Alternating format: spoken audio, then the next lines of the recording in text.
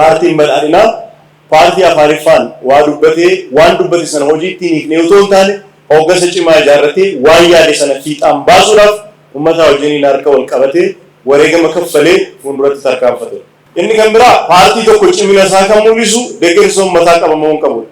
Paartiin badhaadhinaa yeroo gaaffii deeggarsa adda addaa uummata kanaaf dhiyeessu.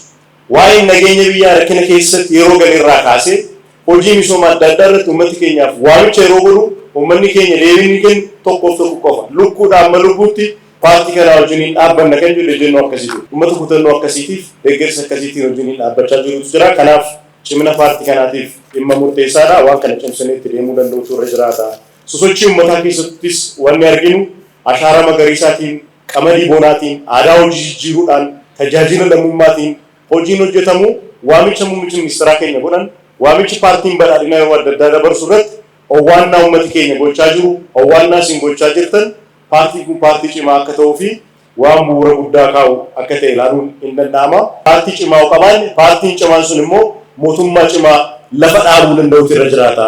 Mootummaa cimaa jechuun geggeessummaa bu'a qabeessa ta'een rakkoo uummataa hiikuu danda'u bu'uureessuu. Jaarmaalee gurguddaa uummanni abdii irraa horatuu fi dhimma isaa ittiin hiikkatu, rakkina isaa ittiin hiikkatu bu'uureessuu kan of keessatti qabu, olaantummaa seeraa, misooma dinagdee kan ittiin mirkaneessuu fi uummanni amantaa irratti godhatee mootummaa deemu ijaaruu kan jedhu kana galma godhateeti deemaa kan jiru. Kanaaf aggaammi nuyi yaa'ii tokkoffaadha amma yaa'ii lammaffaatti itti deemne qormaata kan hunda keessatti rakkoo nageenyaa ture, COVID-19 ture, hongeetu ture, weerara hawaannisaa ture, lolaa ture.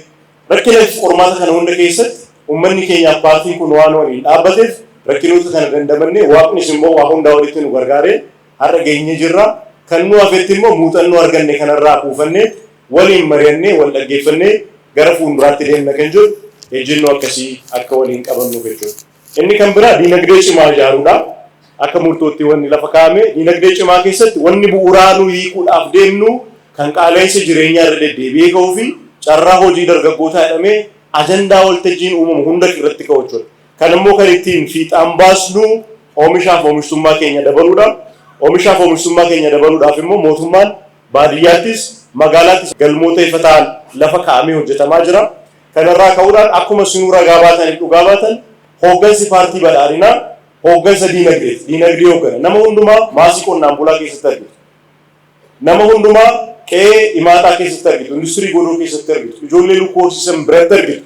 Sababii kanaa inni diinagdee hoogganuudhaan rakkoo qaala'insa jireenyaa, diinagdee hoogganuudhaan rakkoo carraa hojii dhabuudhaa hojiin ol qabatee jiru hiikuudhaaf tattaaffii godhamutu kana argisiisa jechuudha. Kanarra dhaabbannee seerota hojimaatota guddina diinagdee ariifachiisuudhaaf nu danqan nu daangessan isaan kan akka paartii badhaadhinaatti sakatta'aa sirreessaa dhufneerra qonnaan bultoota keenyaaf haala mijaa'amu, jiraattota magaalaatiif haala mijaa'amuudhaaf haalli itti tattaafachaa jirru amma ta'e deemneerra dhimmoota nu hafanis sakattaan ilaallee caalmaatti amma yaa'ee taanutti carraa hojii bal'inaan akkaataan uumuu nu dandeessisuun dargaggoota keenya baay'ee hojiitti galchuu karaa nu dandeessisuun qonnaan bultoota keenya hedduu isaanii immoo makaanaayizeeshiniidhaan paampii dhiyeessuudhaan tiraaktara dhiyeessuudhaan galtee oomisha qonnaa dhiyeessuudhaan oomishaaf oomishtummaa keenya daballee faayinaansii dhiyeessinee teeknooloojii dhiyeessinee carraa hojii dargaggootaatii fi dhimma qaala'insa jireenyaatii wajjin wal qabatee jiru bu'uura irraa furuu qabna.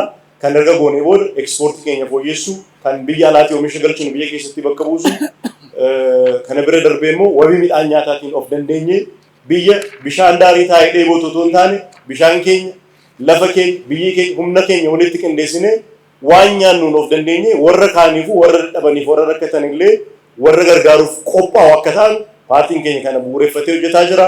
Tattaaffii isin gootaniin baroottan darban kan qamadii kadhachaa turre, baroottan darban kan qamadii biyya alaatii galchinee nyaachaa turre amma ija banannee qe'ee keenya keessatti carraa qabnu laaluu waan jalqabneef yoo xinnaate qamadiidhaan of danda'uu irra sadarkaa kan irra ga'uun keenya bu'aa keessanii, bu'aa ifaajii keessaniiti hooggansa paartii keenyaatiin waan dhufedha.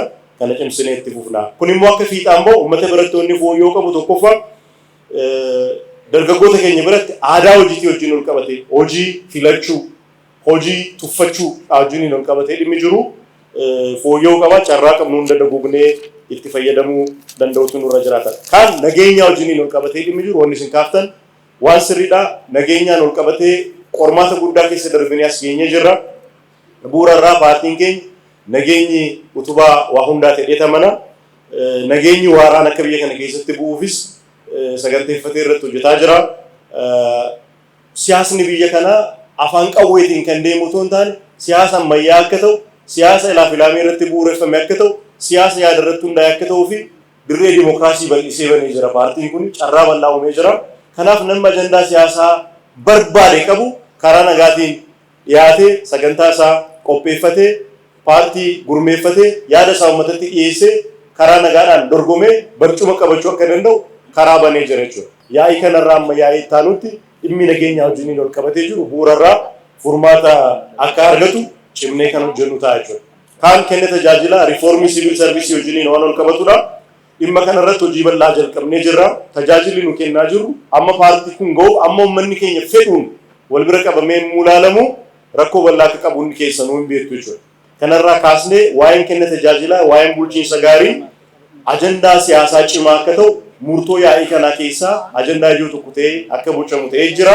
Mootummaan akka uummatatti siquuf caasaa gandaa bu'uureessine, caasaa gandaa sadarkaa gandaatti akkasittiin namoonni baratan, namoonni muuxannoo gaggeessummaa qaban, quuqama uummataaf kaka'umsa qaban sadarkaa gandaatti akka gadi bu'an kan taasifameef jechuudha. Sana bira darbee kenni tajaajila iddoo tokko akka fakkeenyummaatti ka'aa jiru kun bakka hunda akka ga'u hojiin kenna tajaajilaatii wajjiniin wal qabatu automation akka qabaatu teknooloojiidhaan akka deeggaramu haala kanaan itti deemaa jirra. Kana hunda dhiibnee hirmaannaa uummataa keessatti mirkaneessinee waa'een kenna tajaajilaa iftoomina karaa qabuu fi karaa isin boqochiisuun akka deemu goona. Adeemsa kana keessatti immoo harka didee sabbata haadhayyeessaa harka didee kiisii fi harka qonnaan bulaa ilaalu immoo qulqulleessaa tarkaanfii sirreeffamaa fudhachaa itti gaafatamummaa mirkaneessaa kan deemu ta'uusaa isinii kaasuu fi dhimmi biraa hojiiwwan misoomaa wajjiniin ol qabatee jiru piroojektota wajjiniin ol qabatee jirudha. Godina Shawaa Bahaa, bulchiinsa magaalaa Adaamaa akkasumas immoo godina Arsii keessatti gaaffiin piroojektii hedduu akka jiru hin beekna. Daandiidhaan, bishaaniin, humna ibsaatiin, neetwoorkiidhaan, jal'isiidhaan utuu kaastanii carraan waliin ga'uu hin beekna. Garuu immoo paartiin badhaadhinaa paartii waan jalqabe xumurudha jechuudha. Piroojektii du'eeyyuu du'aa kaasee akka piroojektii haaromsa guddichaa paartii xumuruu danda'udha. Paartii dhakaa bu'uuraa kaa'ee nama gowwoomsitoo hin taane jalqabee paartii xumuru akka ta'e kan aadeffatee deema akka jiru akka ta'e beekuun baay'ee barbaachisaadha.